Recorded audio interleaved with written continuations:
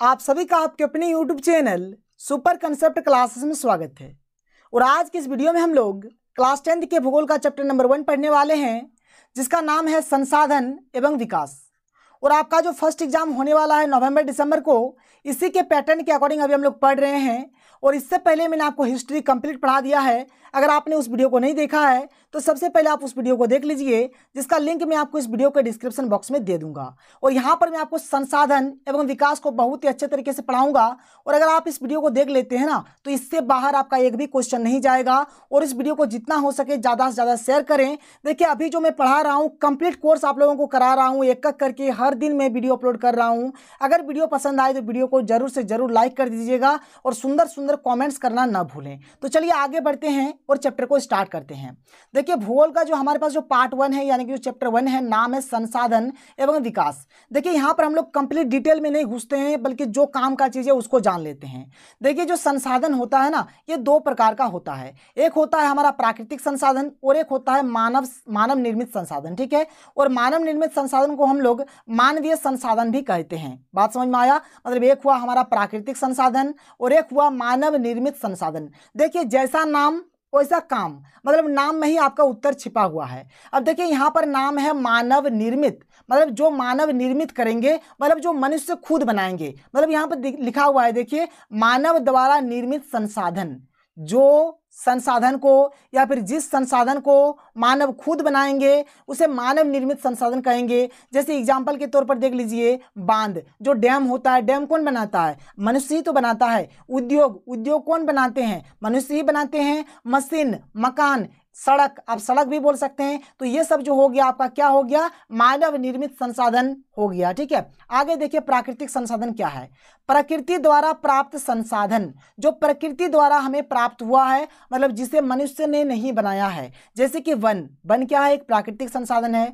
भूमि, जल, मृदा, जीव जंतु, ETC, ये सब जो है क्या है? प्राकृतिक संसाधन है। बात समझ में आ गया? प्राकृतिक संसाधन मतलब क्या? जो हमें प्रकृति द्वारा प्राप्त हुआ है। मानव निर्मित मतलब क्या हुआ? जो मनुष्य खुद बनाए हैं उसे बोलेंगे मानव निर्मित। आगे बढ़ते हैं और आगे समझते हैं। आगे देखिए, यहाँ पर हम लोग बात करने वाले हैं संसाधनों का वर्गीकरण। देखिए, परीक्षा में क्वेश्चन पूछा जा सकता है कि उत्पत्ति के आधार पर कितने संसाधन होते हैं? तो 2 संसाधन होते हैं। एक होता है जैव और एक होता है अजैव। क्लियर है? एक हमारा जैव संसाधन और एक होता है अजैव संसाधन।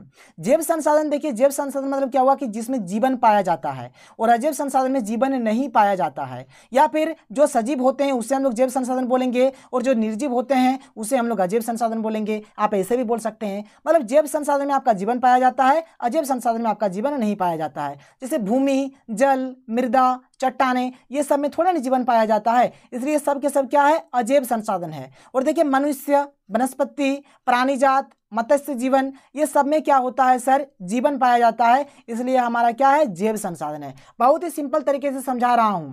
देखिए, यहाँ पर मैं आपको पूरी डेफिनेशन नहीं पढ़ा रहा हूं, बल्कि हर एक चीज को बहुत ही अच्छे तरीके से समझा रहा हूं। चलिए आगे बढ़ते हैं और आगे समझते हैं। आगे देखिए, समाप्यता के आधार पर, देखिए, समाप्यता के आधार पर भी संसाधन 2 प्रकार के होते हैं। एक होता है नवीकरणीय योग्य संसाधन और एक होता है अनवीकरणीय योग्य संसाधन। और अनवीकरणीय योग्य संसाधन को हम लोग गैर नवीकरणीय संसाधन भी कहते हैं। और नवीकरणीय योग्य संसाधन को हम लोग पुनः पूर्ति योग्य संसाधन भी कहते हैं। ठीक है, पुनः पूर्ति योग्य संसाधन, इस बात को आपको याद रखना है। देखिए, समाप्यता के आधार पर संसाधन 2 प्रकार के होते हैं। एक होता है नवीकरणीय योग्य संसाधन और एक होता है अनवीकरणीय योग्य संसाधन। अनवीकरणीय योग्य संसाधन को हम लोग गैर नवीकरणीय संसाधन भी कहते हैं, और नवीकरणीय योग्य संसाधन को हम लोग पुनः पूर्ति योग्य संसाधन भी कहते हैं। ये सब आप नोट डाउन कर लीजिए अपने कॉपी में। अब चलिए समझते हैं कि इसका मतलब आखिर में होता क्या है। तो देखिए, जो नवीकरणीय योग्य संसाधन जो होते हैं, इसका ये जो संसाधन वैसे संसाधन होते हैं, मतलब जो कभी समाप्त नहीं होगा। ठीक है, जो कभी समाप्त नहीं होगा और निश्चित समयावधि के बाद दोबारा प्राप्त किया जा सकता है। मान के चलिए, अगर हम लोग इसका यूज कर देते हैं, इसका उपयोग कर देते हैं ना, तो एक निश्चित समय अंतराल के बाद इसे हम लोग दोबारा प्राप्त कर सकते हैं। जैसे कि जल हो गया, वन हो गया, पवन ऊर्जा, सौर ऊर्जा, ज्वारीय ऊर्जा, ये सब के सब क्या है? नवीकरणीय योग्य संसाधन के उदाहरण है। ठीक है। और अनवीकरणीय योग्य संसाधन देखिए कि एक बार उपयोग के बाद समाप्त हो जाता है। जैसे ही हम लोग इसका एक बार उपयोग करेंगे तो ये समाप्त हो जाएगा,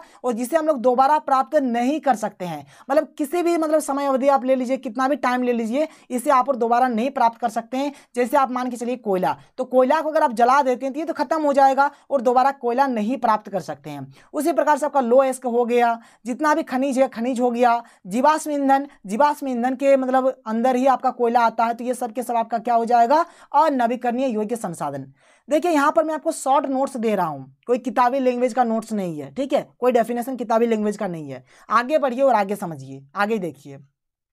जो स्वामित्व के आधार पर जो संसाधन होते हैं चार प्रकार से होते हैं। एक होता है व्यक्तिगत संसाधन, एक होता है सामुदायिक संसाधन, एक होता है राष्ट्रीय संसाधन, एक होता है अंतर्राष्ट्रीय संसाधन। देखिए नाम में ही आपका उत्तर है, जैसे कि मैं आपको बार बार कह रहा हूं कि जैसा नाम वैसा काम। व्यक्तिगत मतलब क्या होता है, जिसमें कुछ व्यक्तियों का हक होता है या फिर कोई निजी संपत्ति हो गया या फिर किसी एक व्यक्ति का इसमें मतलब हक होता है, वही उसका मालिक होता है, वही उसका स्वामी होता है।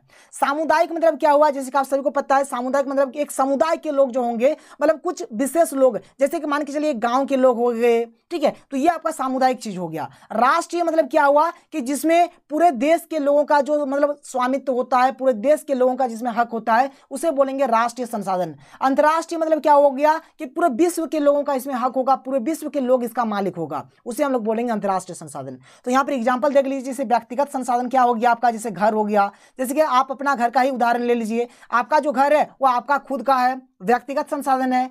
अगर किसी को मन करेगा तो आप अपने घर में घुसने दीजिएगा, नहीं तो आप मन करिएगा तो आप उसको घर में नहीं घुसने दीजिएगा, तो ये बात होता है, मतलब इसका जो मालिक होगा आप खुद होंगे।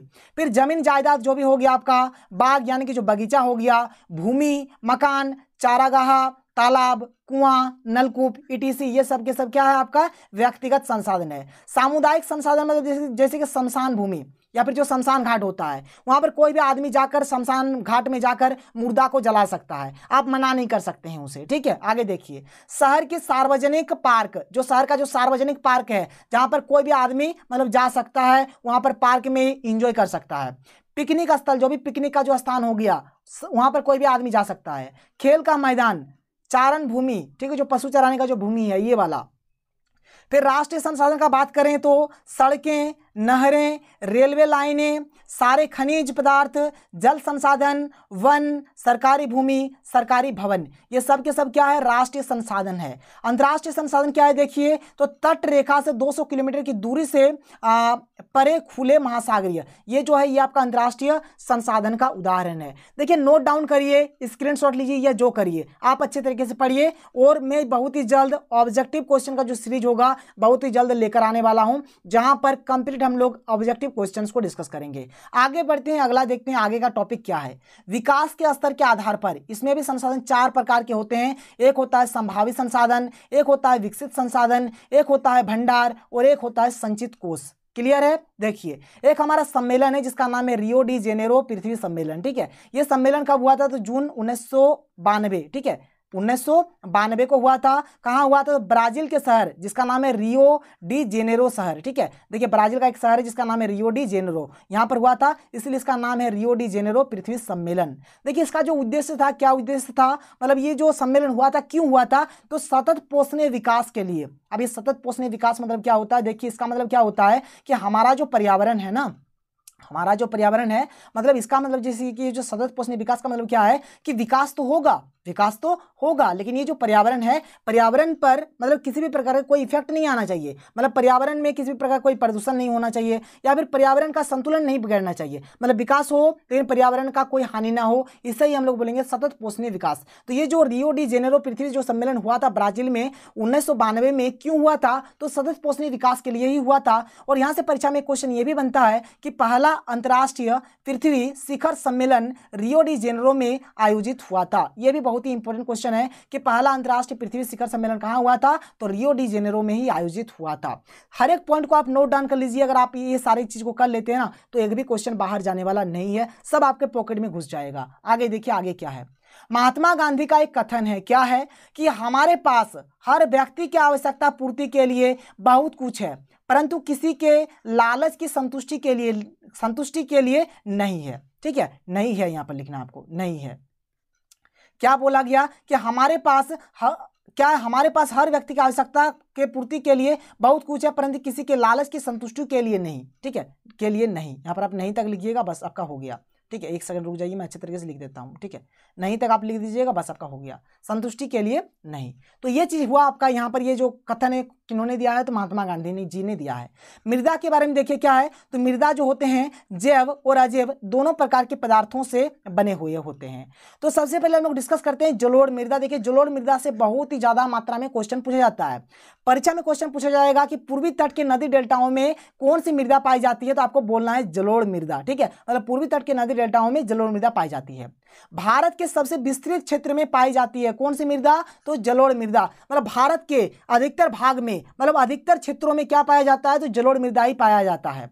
संपूर्ण उत्तरी मैदान जलोढ़ मृदा से बना है, जो संपूर्ण कंप्लीट जो उत्तरी मैदान है सब के सब किससे बने हैं, तो जलोढ़ मृदा से बने हैं। नोट डाउन कर लीजिए, उत्तरी भारत की सबसे आम मिट्टी क्या है, तो जलोढ़ मृदा है। देखिए जलोढ़ मृदा का इतना सारा पॉइंट हो गया, परीक्षा में कोई सा भी चीज पूछा जा सकता है कि पूर्वी तट के नदी डेल्टाओं में कौन सी मृदा पाई जाती है, जलोढ़ मृदा। भारत के सबसे विस्तृत क्षेत्र में पाई जाती है कौन सी मृदा, तो जलोढ़ मृदा।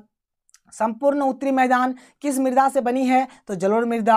उत्तरी भारत की सबसे आम मिट्टी क्या है, तो जलोढ़ मृदा। देखिए कोई सा भी क्वेश्चन यहाँ से बन सकता है, आगे मैं ऑब्जेक्टिव क्वेश्चन का सीरीज लेकर आऊंगा, वहां पर मैं आपको और अच्छे तरीके से समझाऊंगा। आगे देखिए, ये जो जलोढ़ मृदा होता है ये 2 टाइप का होता है, एक होता है पुराना जलोढ़, एक होता है नया जलोढ़। पुराना जलोढ़ को हम लोग बांगर कहते हैं, नया जलोढ़ को हम लोग खादर कहते हैं, ठीक है।